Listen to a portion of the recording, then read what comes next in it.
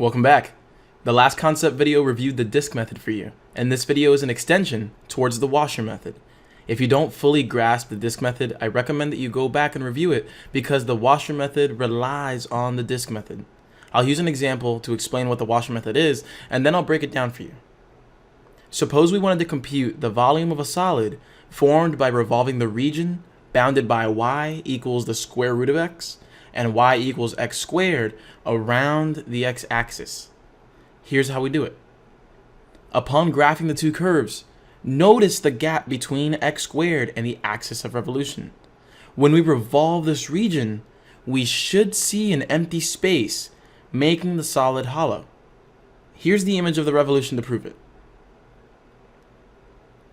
And there it is. There's this empty space right there between the revolution on the axis and x squared. That is where that empty space will reveal itself.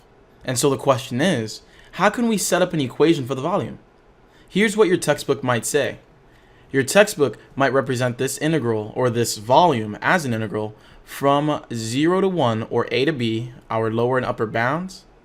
And they might say that there is a pi out in front, and then they'll say that we have capital Rx, we have that all squared, minus lowercase rx, and this will be all squared. And then we're integrating with respect to x. Now, what does this all mean? You know, it may not look like it right away, but this is the combination of two disk method expressions. The empty space that we can see can be filled by revolving the lower curve, x squared, in this case, about the axis. Using the disk method or slice, formulate, integrate, either way, we know that the hollow portion's volume can be computed with the following formula. We'll be integrating from 0 to 1, and remember we'll have that pi in front because it's going to be pi multiplied by our radius squared. Remember, the radius is the distance from your axis of revolution to your function's curve. So in this case, we have x squared, and the distance between x squared and the x-axis would be y equals x squared minus y equals 0. In that case, we'll just have x squared, and so that's our radius. And we know that we're supposed to square the radius and take that integral with respect to x. And so here's how this helps.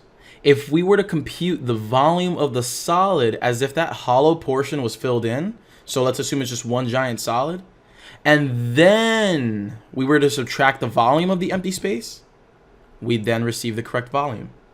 Essentially, we would be computing the volume of the giant solid, then subtracting from it the volume that's not supposed to be there in the first place. So here's how we would do that. We already have the volume for that hollow space or that empty space that's not supposed to be there. Here it is. We have it represented with this definite integral. Up next, the integral that would represent the volume of the entire region or the entire solid as if it were filled completely would be pi multiplied by the definite integral from 0 to 1 of the square root of x squared. So we would have the square root of x squared. Remember, our radius belongs in here. Our radius for the outer curve would be the axis of revolution, which is 0. So the distance from 0 to the square root of x, that would just be the square root of x. Then we square our radius. So pi times the radius squared, we would have that. And we're taking that integral with respect to x. So what we would be doing is subtracting from this the definite integral from 0 to 1, and we'll tack on the pi in front just like we see here. I'm simply going to subtract this equation. And so we have 0 to 1 of x squared squared, and I'm not making any simplifications on purpose, guys. And so there we go.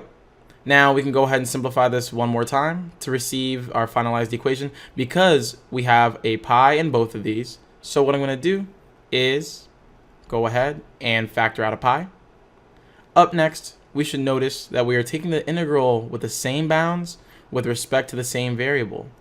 Same bounds, respect to the same variable right here. And so what we can do then is go ahead and combine this into one giant integral.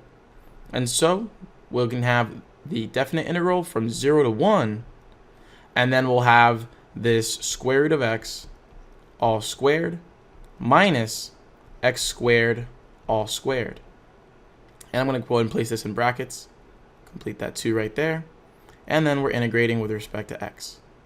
Look at that. This should look very, very, very, very similar. Very, very similar. So, after some simplification, we receive the formula given in your textbook. The Rx, so that big R as a function of x, that is your outer radius. That little r as a function of x, that is your inner radius.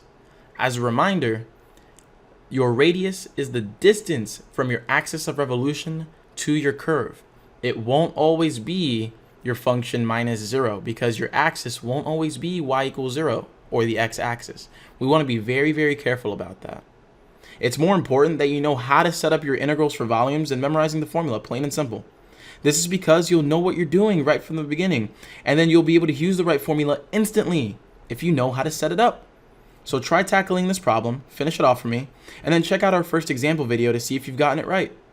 I'll see you there.